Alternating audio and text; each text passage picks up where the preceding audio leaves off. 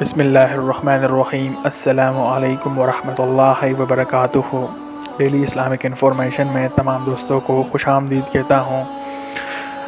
دوستو، صحیح بخاری کی حدیث ہے، volume 9، book number 93، book of توحید، حدیث نمبر 503۔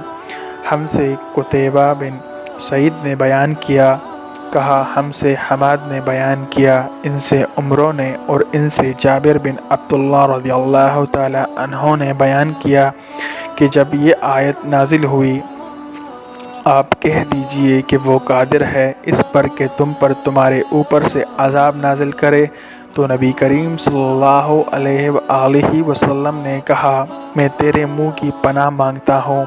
پھر آیت کے یہ الفاظ نازل ہوئے جن کا ترجمہ یہ ہے کہ وہ تمہارے اوپر سے تم پر عذاب نازل کرے یا تمہارے پاؤں کے نیچے سے عذاب آ جائے۔ تو آن حضرت صلی اللہ علیہ وآلہ وسلم نے پھر یہ دعا کی کہ میں تیرے منہ کی پناہ چاہتا ہوں۔